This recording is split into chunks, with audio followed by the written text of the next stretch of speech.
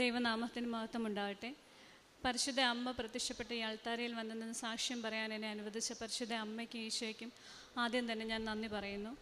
അമ്മ പ്രത്യക്ഷപ്പെട്ട് 20 വർഷം തികയുന്ന ഈ സമയത്ത് എൻ്റെ ജീവിതത്തിലുണ്ടായ മരിയൻ ഇടപെടലുകളെക്കുറിച്ചാണ് ഉള്ള സാക്ഷ്യങ്ങളാണ് ഞാൻ നിങ്ങളോട് പങ്കുവയ്ക്കാൻ ഇവിടെ നിൽക്കുന്നത്. എൻ്റെ പേര് സൗമ്യ. ഞാനൊരു ഹിന്ദുവാണ്. പക്ഷേ ചെറുപ്പം മുതലേ എൻ്റെ വീട്ടിൽ ഒരു മാതാവിനോടുള്ള ഭക്തിയുള്ള ഒരു അന്തരീക്ഷത്തിലാണ് ഞാൻ വളർന്നത്. എൻ്റെ വെല്ലുമിശയൊക്കെ ചെറിയ കാലം തൊട്ടേ 8 നോയമ്പ് എടുക്കുന്നത് കണ്ടാണ് ഞങ്ങൾ വളർന്നത്. അപ്പം ഞങ്ങൾ കോൺവെൻറ്റ് സ്കൂളിലാണ് പഠിച്ചത്. അപ്പോൾ ഞങ്ങൾ ചെറുപ്പം മുതൽ തന്നെ മാതാവിനോട് പ്രാർത്ഥിക്കുകയും ഞങ്ങളുടെ വീടിനടുത്തൊരു കുരിശടിയുണ്ട്, അവിടെ പോയി മാതാവിൻ്റെ അടുത്ത് തിരി കത്തിച്ച് വെച്ച് പ്രാർത്ഥിക്കുകയൊക്കെ ചെയ്യുമായിരുന്നു. അങ്ങനെ നഴ്സിംഗ് പഠിക്കുന്ന സമയത്ത് എൻ്റെ കൂടെയുള്ള ക്രിസ്ത്യൻ കുട്ടികളുടെ കൂടെ കൂടി കൊന്ത ചൊല്ലി പ്രാർത്ഥിക്കാനൊക്കെ തുടങ്ങി. ആ സമയം ഒരു സീനിയർ ചേച്ചി റൂം വെക്കേറ്റ് ചെയ്തപ്പോൾ ഒരു ബൈബിളും കൊന്തയും അവിടെ ഇട്ടിട്ട് പോയി, ഒരു നിത്യസഹായ മാതാവിൻ്റെ നൊവേനയും. അത് ഞാൻ എടുത്തിട്ട് അന്ന് തൊട്ട് ബൈബിൾ വായിക്കാനും പ്രാർത്ഥനാ മഞ്ചരി ആപ്പ് ഡൗൺലോഡ് ചെയ്ത് കൊന്ത ചൊല്ലി പ്രാർത്ഥിക്കാനൊക്കെ തുടങ്ങുന്നുണ്ടായിരുന്നു. എൻ്റെ വിശ്വാസങ്ങളുടെ കൂടെ തന്നെ ഞാൻ ഇതെല്ലാം തന്നെ ചെയ്യുന്നുണ്ടായിരുന്നു. അങ്ങനെ കാലം കടന്നുപോയി. ഈ ഒരു വിശ്വാസവും സൈഡിൽ കൂടെ പോകുന്നുണ്ടായിരുന്നു. പിന്നീട് എൻ്റെ പേഴ്സണൽ ലൈഫിൽ 2019 ഒരു വലിയൊരു ക്രൈസിസ് വന്നപ്പം അതിന് കുറച്ച് നാൾ മുമ്പായിട്ട് ഞാനിങ്ങനെ കൃപാസനത്തിനെക്കുറിച്ച് കേട്ടിട്ടുണ്ടായിരുന്നു. പക്ഷെ കേട്ടത് വളരെ നെഗറ്റീവായ കാര്യങ്ങളാണ്. അപ്പോൾ അതുകൊണ്ട് തന്നെ ഒരാൾ എന്നോട് കൃപാസനത്തിനെക്കുറിച്ച് പറയാൻ വന്നപ്പോൾ ഞാൻ പറഞ്ഞു, വേണ്ട, എനിക്കിത് കേൾക്കണ്ടെന്ന് പറഞ്ഞു. അതിനുശേഷം പിന്നീട് ഒരു പ്രശ്നം ഉണ്ടായപ്പോൾ ഞാനിനി എന്ത് ചെയ്യണം എന്നോർത്തപ്പോൾ ആ വ്യക്തിയെ തന്നെ ഞാൻ വിളിച്ചു. അപ്പോൾ എന്നോട് പറഞ്ഞു, നീ കൃപാസനത്തിൽ ഒന്ന് കാല് കുത്തിയാൽ മതി, നിൻ്റെ ഈ പ്രശ്നങ്ങൾക്ക് മാറ്റം വരുമെന്ന് പറഞ്ഞു. അപ്പോൾ എനിക്ക് വല്ലാത്തൊരു ഡിപ്രഷനിലോട്ട് ഞാൻ പോവുകയായിരുന്നു. അപ്പോൾ എനിക്ക് ഉറങ്ങാനോ ഒന്നും പറ്റുന്നുണ്ടായിരുന്നില്ല. അപ്പോൾ എനിക്ക് എങ്ങനെയെങ്കിലും ഒരു ധ്യാനം കൂടണം എവിടെയെങ്കിലും. അപ്പോൾ ആകെ അറിയാവുന്നത് ആലപ്പുഴ IMS മാത്രം. അപ്പോൾ ആലപ്പുഴയിൽ എവിടെയൊക്കെയാണ് ഈ ധ്യാനം നടക്കുന്നതെന്ന് അറിയാൻ വേണ്ടി ഞാൻ വെറുതെ ഒന്ന് ഗൂഗിളിലൊന്ന് സെർച്ച് ചെയ്തപ്പോൾ എനിക്ക് കൃപാസനത്തിൻ്റെ വെബ്സൈറ്റ് കിട്ടി. അപ്പോൾ ഞാൻ ആദ്യം light A candle prayer request ഇട്ടിട്ട് അപ്പോൾ അതിൻ്റെ കൂടെ ഇപ്പം നമുക്ക് പ്രെയർ ഡൗൺലോഡ് ചെയ്യണമല്ലോ. അപ്പോൾ ആ പ്രെയർ ഞാൻ പ്രത്യക്ഷീകരണ പ്രാർത്ഥനയും ഉടമ്പടി പ്രാർത്ഥനയെല്ലാം അന്നേരം തന്നെ ഞാൻ എൻ്റെ ഡ്യൂട്ടി റൂമിൽ പോയി മുട്ടയിൽ നിന്ന് പ്രാർത്ഥിച്ചു. അതിനുശേഷം ഒരാഴ്ച കഴിഞ്ഞപ്പോൾ വീണ്ടും ഒരു സങ്കടകരമായ ഒരു സംഭവം ഉണ്ടായപ്പോൾ അത് രാത്രിയായിരുന്നു. അപ്പോൾ ഞാൻ പെട്ടെന്ന് എൻ്റെ കയ്യിൽ ഫോണിൽ പ്രത്യക്ഷീകരണ പ്രാർത്ഥന ഉണ്ടായിരുന്നു. ഞാൻ ഈ പ്രത്യക്ഷീകരണ പ്രാർത്ഥന ചൊല്ലി എൻ്റെ നിയോഗം സമർപ്പിച്ച് നന്മ നിറഞ്ഞ മറിയമേ ചൊല്ലിയപ്പോൾ എനിക്ക് കണ്ണുനീര് തുടച്ച് ഞാനിങ്ങനെ ആകാശത്തോട് നോക്കിയപ്പോൾ നമ്മുടെ കൃപാസന മാതാവിൻ്റെ കഴുത്ത് വരെയുള്ള ആ ഒരു രൂപം വലിയ വട്ടത്തിൽ ആകാശത്തിങ്ങനെ നിൽക്കുന്നത് കണ്ടു. എൻ്റെ ജീവിതത്തിലുണ്ടായ ആദ്യത്തെ മാതാവിൻ്റെ പ്രത്യക്ഷീകരണമായിരുന്നത്. അപ്പോൾ എനിക്ക് ഭയങ്കര വിശ്വാസമായി എൻ്റെ ജീവിതത്തിൽ എൻ്റെ പ്രശ്നത്തിൽ എന്തായാലും മാതാവ് ഇടപെടുമെന്നുള്ളത്. പിന്നീട് എങ്ങനെയെങ്കിലും ഈ കൃപാസനത്തിലൊന്ന് വന്നാൽ മതിയെന്നായി. അതിന് ഒരുപാട് തടസ്സങ്ങളുണ്ടായിരുന്നു. 21 പ്രാവശ്യം, അത് ഓരോ പ്രാവശ്യം 7 സ്വർഗ്ഗസ്നായ പിതാവേ നന്മ നിറഞ്ഞ മറിയമേ ചൊല്ലി അങ്ങനെ 21 പ്രത്യക്ഷീകരണ പ്രാർത്ഥനകളും കുറേ ജപമാലകളും ഞാൻ ഈ ഒരു നിയോഗത്തിന് വേണ്ടി, കൃപാസനത്തിൽ എത്തിപ്പെടാനുള്ള ആ ഒരു നിയോഗത്തിന് വേണ്ടി പ്രാർത്ഥിച്ച് അങ്ങനെ ഞാൻ ഇവിടെ വന്നു. ആ സമയമൊന്നും അക്രൈസ്തവർക്ക് ഉടമ്പടി എടുക്കാൻ പറ്റുന്നുണ്ടായിരുന്നില്ല. അപ്പോൾ ഇവിടെ നിയോഗം സമർപ്പിച്ച് അന്നൊക്കെ അമ്മയെ തൊട്ട് പ്രാർത്ഥിക്കാവുന്ന സമയമായിരുന്നു. അമ്മയെ തൊട്ട് പ്രാർത്ഥിച്ച് ഒരുപാട് സങ്കടത്തോടെ പ്രാർത്ഥിച്ച് വെളിയിലിറങ്ങുകയും എനിക്ക് ഓരോ അടയാളങ്ങൾ കിട്ടാൻ തുടങ്ങി. അമ്മ ഈ കാര്യത്തിൽ ഇടപെടുമെന്നൊരു വിശ്വാസം എനിക്ക് വന്നു തുടങ്ങി. അന്ന് എൻ്റെ ഉടമ്പടി ജീവിതം ആരംഭിച്ചാണ്. പിന്നീട് ഡിസംബറിൽ ആദ്യത്തെ ധ്യാനം കൂടാൻ വേണ്ടി ഞാനിവിടെ വന്നു. അന്നുണ്ടായിരുന്ന ഒരു അച്ഛൻ പറഞ്ഞു, നിങ്ങൾക്ക് ക്ഷമിക്കാൻ പറ്റാത്ത പല സംഭവങ്ങളും പല വ്യക്തികളും ഉണ്ടാവും, പക്ഷേ നിങ്ങൾ അവരോട് ക്ഷമിച്ചു പ്രാർത്ഥിക്കുമ്പോൾ സ്വർഗം തുറക്കുന്നത് നിങ്ങൾ കാണുമെന്ന്. എനിക്ക് ക്ഷമിക്കാൻ പറ്റാത്ത ഒരുപാട് വ്യക്തികളുണ്ടായിരുന്നു. അന്ന് ഞാൻ കരഞ്ഞ് അവരോടെല്ലാം ക്ഷമിച്ചു പ്രാർത്ഥിച്ചു. ശനിയാഴ്ച കഴിഞ്ഞു. ഞായറാഴ്ച രാത്രിയിൽ കിടന്നുറങ്ങി വെളുപ്പിന് 3 മണിയായപ്പം ഞാൻ കർണക്കൊന്ത ചൊല്ലാൻ വേണ്ടി എഴുന്നേറ്റ് കർണക്കൊന്ത ചൊല്ലി. അപ്പോൾ ആ സമയത്തൊക്കെ എനിക്ക് വല്ലാതെ മാനസികാവസ്ഥയായിട്ട് എനിക്ക് ഉറക്കം ശരിക്കും കിട്ടുന്നുണ്ടായിരുന്നു. അപ്പോൾ ഞാൻ എന്നും മാതാവിനോട് പറയും, അമ്മ എൻ്റെ കൂടെ കിടക്കണം, അമ്മ എൻ്റെ കൂടെ കിടന്ന് എന്നെ ഉറക്കണമെന്ന് പറയുമായിരുന്നു. അപ്പോൾ ഞാൻ ഈ കർണക്കൊന്ത ചൊല്ലി തീർന്ന് ഞാൻ കിടന്നു കഴിഞ്ഞപ്പോൾ എൻ്റെ കണ്ണിൻ്റെ മുന്നിൽ ഒരു വെള്ളി കുരിശ് വന്ന് വെട്ടിത്തിളങ്ങാൻ തുടങ്ങി. അതിൽ നിന്ന് ചെറിയൊരു വൈബ്രേഷൻ എൻ്റെ കാലേ കൂടെ കയറി അതെൻ്റെ തല വരെ ഇങ്ങനെ വൈബ്രേഷൻ വന്നുകൊണ്ടിരിക്കും. അപ്പോൾ ഞാനോർത്ത് എന്താ എന്നെ ഇങ്ങനെ ദേഹം മുഴുവൻ വൈബ്രേറ്റ് ചെയ്യുന്നേ എന്നോർത്ത് ഞാൻ പതിയെ ഇടത് വശത്തോട് ചരിഞ്ഞ് കിടന്നപ്പോൾ ആരോ എൻ്റെ അടുത്ത് കിടക്കുന്നത് ഞാൻ കണ്ടു. അപ്പോൾ ഞാൻ പേടിച്ചു വലത് വശത്തോട് ചരിഞ്ഞ് കിടന്നപ്പം മാതാവ് എൻ്റെ മുഖത്തോട് മുഖം ചേർത്ത് കിടന്ന് ഉറങ്ങുന്നു. അപ്പോൾ ഞാൻ പെട്ടെന്ന് മാതാവേ എന്ന് വിളിച്ച് മുഖത്തൊരു ഉമ്മ കൊടുത്തിട്ട് ഞാൻ ഇത് മാതാവ് തന്നെയാണോ, എൻ്റെ തോന്നലാണോ എന്നൊക്കെ ഞാൻ വീണ്ടും തല പുറകോട്ട് മാറ്റിയിട്ട് വീണ്ടും നോക്കിയപ്പോൾ അത് മാതാവ് തന്നെ. അപ്പോൾ ഞാൻ വീണ്ടും മാതാവേ എന്നും പറഞ്ഞൊരു ഉമ്മ കൊടുത്തു. പിന്നെ ഞാൻ അമ്മയെ നോക്കിയിട്ട് കണ്ടില്ല. അത് കഴിഞ്ഞ് വീണ്ടും എനിക്കൊരു ഫ്രണ്ടിനെ കിട്ടി. അപ്പോൾ ആ ചേച്ചി പറഞ്ഞത് വെച്ചിട്ട് കുമ്പസാരത്തിനുള്ള പ്രാർത്ഥനകളെല്ലാം, ഞങ്ങൾക്ക് കുമ്പസാരിക്കാൻ പറ്റത്തില്ലെങ്കിലും അതിനുള്ള പ്രാർത്ഥനകളും ബൈബിൾ വചനങ്ങളും എല്ലാം പ്രാർത്ഥിച്ചിട്ട് ഞാനൊരു ദിവസം വൈകുന്നേരം ഡിസംബർ സമയത്ത് തൊട്ട് ഞാൻ മുടങ്ങാട് കുർബാന കാണാൻ വേണ്ടി പള്ളിയിൽ പോകുമായിരുന്നു, അമലോത്സവ മാതാവിൻ്റെ തിരുനാളിൻ്റെ അന്ന് മുതൽ. അപ്പം ജനുവരിയിൽ ഞാൻ വൈകുന്നേരം ഇങ്ങനെ പ്രാർത്ഥിച്ചൊരുങ്ങി ഈശോയുടെ അടുത്ത് ചെന്ന് പള്ളിയിൽ ചെന്ന് ഇതുവരെ ചെയ്ത എല്ലാ തെറ്റുകളും ഏറ്റു പറഞ്ഞ് പ്രാർത്ഥിച്ചിട്ട് എനിക്ക് അന്ന് കിട്ടിയ വചനം ഇതാണ്: പൊയ്ക്കോളുക, ഞാനും നിന്നെ വിധിക്കുന്നില്ല, ഇനിമേൽ പാപം ചെയ്യരുത്. എന്നോട് കർത്താവ് സംസാരിച്ച ആദ്യത്തെ ദിവസം വരുന്നത്. അതിനുശേഷം അക്രൈസ്തവർക്ക് ഉടമ്പടി തുടങ്ങി. ആ സമയം ഞാനിവിടെ വന്ന് ഉടമ്പടി എടുത്ത് ജോസഫ് അച്ഛനെ തൈക്കാട്ടുശ്ശേരി പോയി കണ്ടു, അച്ഛൻ്റെ പ്രാർത്ഥന മേടിച്ചു. അതിനുശേഷം വീണ്ടും പിറ്റേ മാസം വന്ന് ധ്യാനം കൂടി. അത് കഴിഞ്ഞു കൊറോണ വന്ന് ലോക്ക്ഡൗൺ ആയി. ശരിക്കും എൻ്റെ ആത്മീയ ജീവിതത്തിലെ ഏറ്റവും നല്ല സമയമായിരുന്നത്. ഇനി ഈ കൃപാസനത്തിൽ അപ്ലോഡ് ചെയ്തിട്ടുള്ള ഒരു ധ്യാനം പോലും എനിക്ക് കാണാൻ ബാക്കിയില്ല. അതുപോലെ ആ ഒരു സമയം ഞാൻ അതിനുവേണ്ടി മാത്രം വിനിയോഗിച്ച് പ്രാർത്ഥന മാത്രമേ ഉള്ളായിരുന്നു ജീവിതത്തിൽ. പ്രാർത്ഥന, ധ്യാനം കൂടുക, സാക്ഷ്യം കാണുക, അത് മാത്രമായിരുന്നു. അങ്ങനെ പ്രാർത്ഥിച്ചുകൊണ്ടിരുന്നപ്പോഴും എൻ്റെ മനസ്സിൽ എപ്പോഴൊരു ചിന്തയുണ്ടായിരുന്നു, ഞാൻ ഉടമ്പടി എടുത്തല്ലോ, എന്നിട്ട് എൻ്റെ കാര്യം ഒന്നും ശരിയാകുന്നില്ലല്ലോ എന്നുള്ളത്. ഇങ്ങോട്ട് നമുക്ക് വരാൻ പറ്റത്തില്ല, ലോക്ക്ഡൗൺ ആണ്, ഇവിടെ എല്ലാം അടച്ചിട്ടേക്കാണ്. അപ്പം അങ്ങനെ ഇരിക്കെ മെയ് മാസത്തിൽ ധ്യാനത്തിൽ അച്ഛൻ ഇങ്ങനെ ഒരു ആരാധനാ സന്ദേശം പറഞ്ഞു: ഉടമ്പടി എടുത്തിട്ടും എൻ്റെ കാര്യം ഒന്നും ശരിയാകുന്നില്ലല്ലോ എന്ന് ചിന്തിക്കുന്ന ഒരു വ്യക്തിക്ക് കർത്താവ് വഴി കാണിച്ചു കൊടുക്കുന്നെന്ന്. അത് ഞാനായിരുന്നു. എനിക്ക് 12 വർഷമായിട്ട് PCOD, 4 വർഷമായിട്ട് ഫൈബ്രോയിഡും ഉണ്ടായിരുന്നു. എനിക്കൊരു 18 വയസ്സായപ്പം തൊട്ട് എനിക്ക് പീരീഡ്സ് എപ്പോൾ ഇറഗുലറാണ്. ഒരു 45-50 ദിവസം കൂടുമ്പോഴാണ് പീരീഡ്സ് വരിക. പക്ഷേ ആ ഡേറ്റ് കഴിഞ്ഞ് അന്നേരം തുടങ്ങി എനിക്ക് വയറുവേദന. അത് ഈ വയറുവേദന വരുന്നത് രാത്രി 2 മണിക്ക് 3 മണിക്കൊക്കെ. ഒന്നുകിൽ ഡ്യൂട്ടിയിൽ ഇറങ്ങിക്കുന്ന സമയത്ത് ഇഞ്ചക്ഷൻ എടുക്കുക, അല്ലെങ്കിൽ നല്ല തിളച്ച വെള്ളം വെച്ച് ചൂട് പിടിക്കുക. അതുമാത്രമല്ല, ഞാൻ ഈ ഫ്ലാസ്കിൻ്റെ അത് ചൂടുവെള്ളം ഒഴിച്ച് വെച്ചിട്ടായിരുന്നു കിടക്കുന്നത്. അത്രയ്ക്ക് ബുദ്ധിമുട്ടായിരുന്നു. പക്ഷേ ഒരുപാട് മരുന്നുകൾ കഴിച്ചു, അതിനൊന്നും ഒരു മാറ്റം ഉണ്ടായിരുന്നില്ല.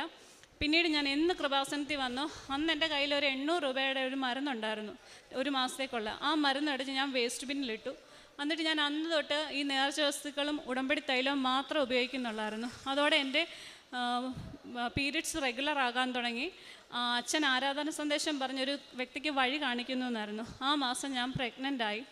അന്നേരം എനിക്ക് വീണ്ടും പ്രശ്നങ്ങളുണ്ടായിരുന്നു, എൻ്റെ ഫൈബ്രോയിഡ്.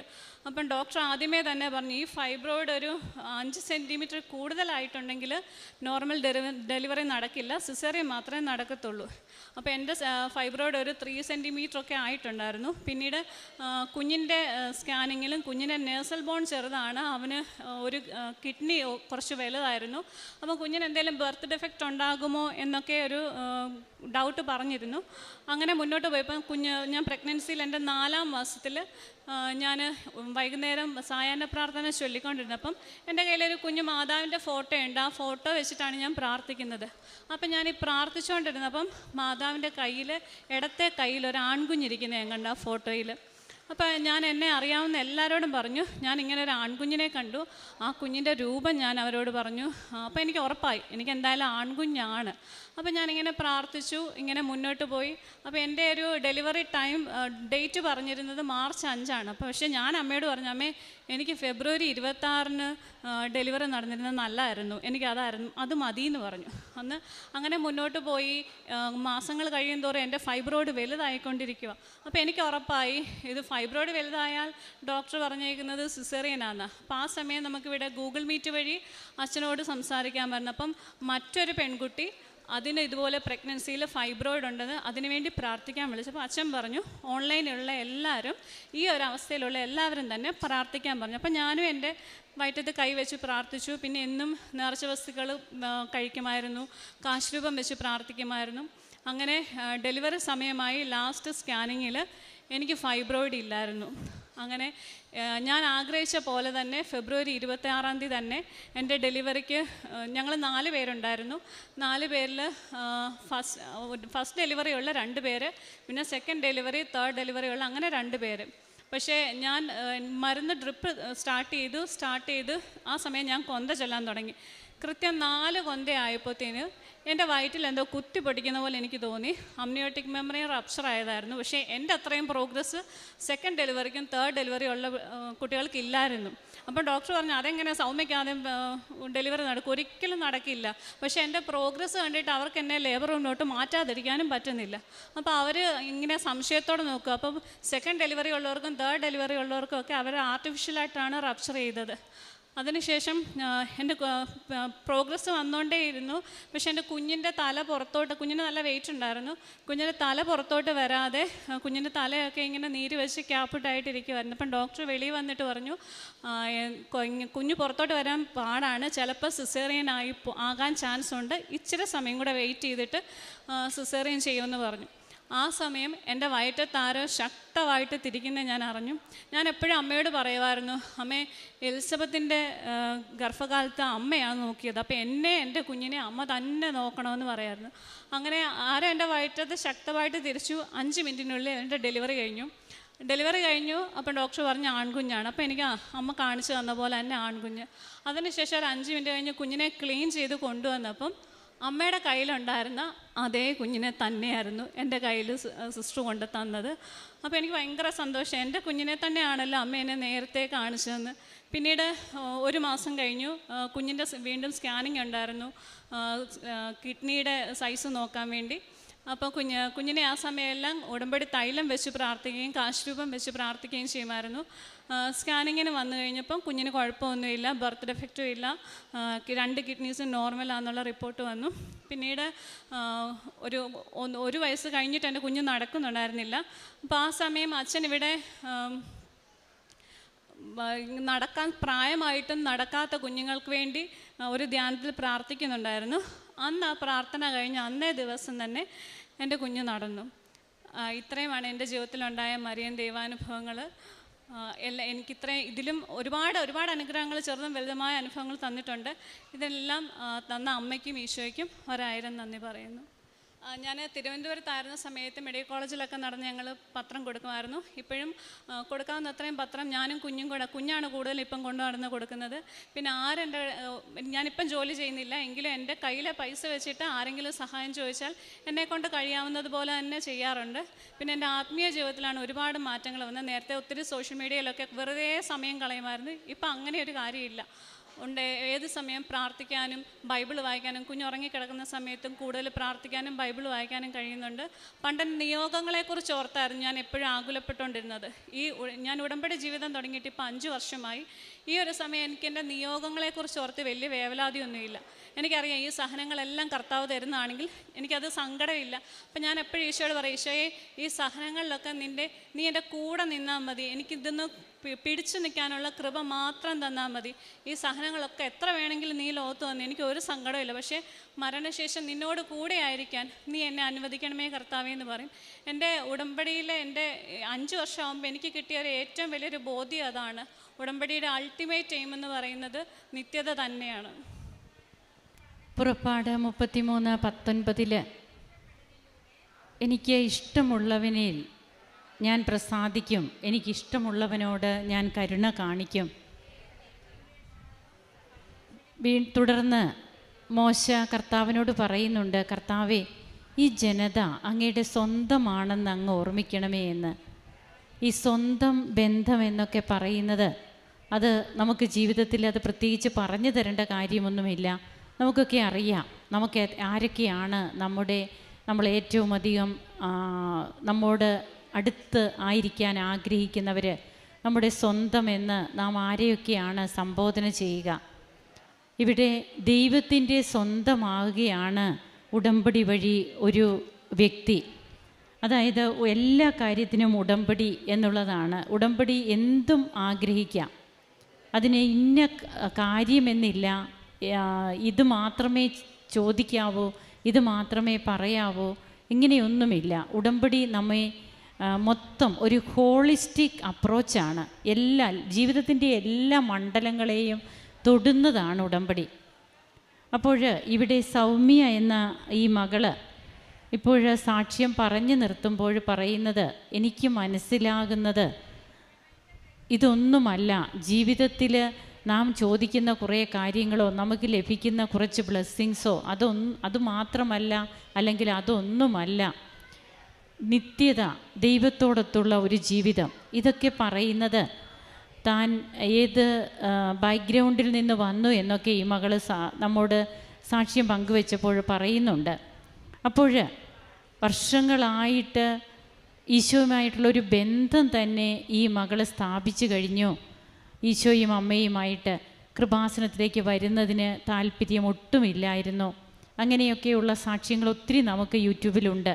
എന്നാൽ അമ്മ, ഈശോയോട് ഇഷ്ടമുള്ളവരെ അമ്മ ഇവിടെ കൊണ്ടുവരും. തൻ്റെ തിരുക്കുമാരനെ ആരാധിക്കുന്നവരെ, സ്നേഹിക്കുന്നവരെ അമ്മ അവരെ ഇങ്ങോട്ട് കൈപിടിച്ച് നടത്തുമെന്നുള്ളത് തന്നെയാണ്. അവരുടെ ജീവിതത്തിൻ്റെ പ്രതിസന്ധികൾ, ആ പ്രതിസന്ധി ഘട്ടങ്ങളിൽ ആരുമില്ല, വേറെ ആരും ആശ്രയമില്ല എന്നുള്ള അവസ്ഥയിൽ നിൽക്കുമ്പോൾ അവരെ നിരാശരാകാൻ വിടില്ല. അവരെ അമ്മ തന്നെ ഇങ്ങോട്ട് കൊണ്ടുവരും. അതാണ് ഈ മകളുടെ സാക്ഷ്യത്തിൽ കൂടുതൽ നമുക്ക് നിഴലിച്ച് കാണുന്നത്. അങ്ങനെ തൻ്റെ പ്രതിസന്ധി ഘട്ടങ്ങളിലൊക്കെ എങ്ങനെയാണ് പരിശുദ്ധ അമ്മയുടെ സാന്നിധ്യം, താൻ കൂടെ വരും എന്നുള്ള ആ സാന്നിധ്യം, ദൈവത്തിൻ്റെ വാഗ്ദാനം, അത് ഇന്നും തുടർന്നുകൊണ്ടിരിക്കുന്നു. അമ്മയെ പല പ്രാവശ്യം കണ്ടു. അതായത് ഈ മകളുടെ ജീവിതത്തിൽ അമ്മയെ കൂടെ കിടക്കുന്നതായിട്ട് കണ്ടു. ഇതൊന്നും ഇവിടെ പറയുന്ന ആദ്യത്തെ അനുഭവമൊന്നുമല്ല. ഇനി ആരെങ്കിലും ഇതിനെക്കുറിച്ച് എന്തെങ്കിലുമൊക്കെ ചിന്തിച്ചുകൊണ്ട് ഇതൊക്കെ നടക്കുമോ എന്ന് ചിന്തിച്ചാൽ അത് നിങ്ങളുടെ മാത്രം ചിന്തയാണ്. അനുഭവിച്ച മക്കൾ അതൊരിക്കലും നിരസിക്കില്ല. അവരെ അതിൽ നിന്ന് മാറ്റുവാൻ ആർക്കും സാധിക്കുകയുമില്ല. ഇന്ന് കൃപാസനത്തിൽ പറയുന്ന ഓരോ അനുഭവ സാക്ഷ്യങ്ങളിലും ഒരിക്കലും സംഭവിക്കാത്ത കാര്യങ്ങളൊക്കെ സംഭവിച്ചു എന്ന് പറയുമ്പോൾ അതൊക്കെ ദൈവത്തിൻ്റെ വാഗ്ദാനത്തിൽപ്പെട്ടതാണ്. നാം നമ്മുടെ ജീവിതത്തെ ഒന്ന് ക്രമപ്പെടുത്തിയാൽ ദൈവം നമ്മുടെ കൂടെ തന്നെ വരും എന്നുള്ള അനുഭവങ്ങളാണ് നമുക്കിന്ന് ഈ കൃപാസനത്തിലെ ഉടമ്പടി അനുഭവങ്ങളായിട്ട് ഇവിടെ അൾത്താരയിൽ പങ്കുവയ്ക്കപ്പെട്ടുകൊണ്ടിരിക്കുന്നത്. എത്ര പ്രാവശ്യമാണ് ഈ മകൾക്ക് സാന്നിധ്യമുണ്ടാവുക, അതും എത്രയോ ഹൃദ്യമായ അനുഭവങ്ങളാണ് അമ്മ ഈ മകൾക്ക് കൊടുക്കുന്നത്.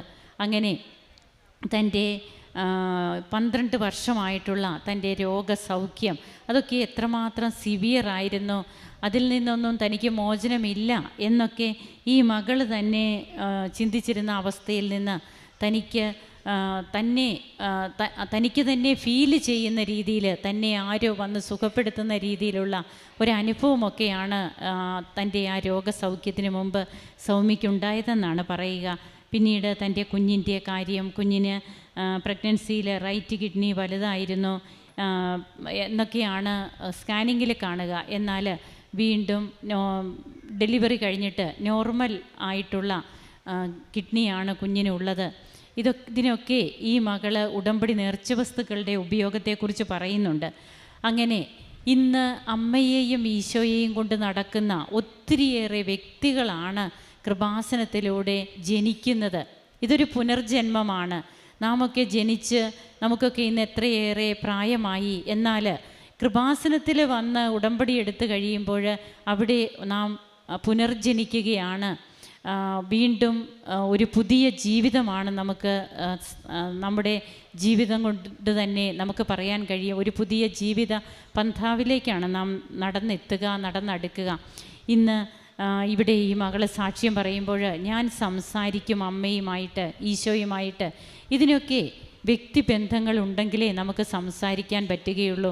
ഇല്ലെങ്കിൽ നാം എന്തെങ്കിലുമൊക്കെ ഒഴിഞ്ഞു മാറേണ്ട അവസരങ്ങളിൽ ഒഴിഞ്ഞു മാറിപ്പോകും. എന്നാൽ ഏറ്റവും ഹൃദ്യതയുള്ള വ്യക്തികൾ അടുത്തു വരുവാനും അവരുമായിട്ട് സംസാരിക്കുവാനും അവർക്ക് വേണ്ടി എടുക്കുന്ന സമയം, അത് ഏത് സമയവുമാകട്ടെ, ആ സമയമൊക്കെ അവർക്ക് വേണ്ടി എടുക്കുമ്പോൾ അതിനൊന്നും നമുക്ക് പരാതിയില്ല, പരിഭവമില്ല. അതാണ് ദൈവവുമായിട്ടുള്ള ബന്ധത്തിൽ ഇന്ന് ഉടമ്പടിയെടുത്ത മക്കൾക്ക് സംഭവിക്കുന്നത്. സൗമ്യവും അതുതന്നെയാണ് ഇവിടെ പങ്കുവയ്ക്കുക. നമുക്ക് നമ്മുടെ ജീവിതത്തെ ഈശോയുമായിട്ട് ഒരു സ്നേഹബന്ധത്തിലേക്ക് വരുവാൻ തക്ക രീതിയിൽ നമുക്കും കൃപ നൽകണമേ എന്ന് പ്രാർത്ഥിക്കാം. കരങ്ങളടിച്ച് ഈശോയ്ക്കും അമ്മയ്ക്കും നമുക്ക് നന്ദി പറയാം. അത്യപൂർവ ദൈവാനുഭവങ്ങൾ ഇനി നിങ്ങൾക്കും സ്വന്തം. ഈ യൂട്യൂബ് ചാനൽ ഇതുവരെ സബ്സ്ക്രൈബ് ചെയ്തിട്ടില്ലെങ്കിൽ ഇപ്പോൾ തന്നെ സബ്സ്ക്രൈബ് ചെയ്യുക. ഈ വീഡിയോ ഇപ്പോൾ തന്നെ നിങ്ങളുടെ സുഹൃത്തുക്കൾക്ക് ഷെയർ ചെയ്തുകൊണ്ട് കർത്താവിൻ്റെ പ്രേക്ഷിതരാകുക.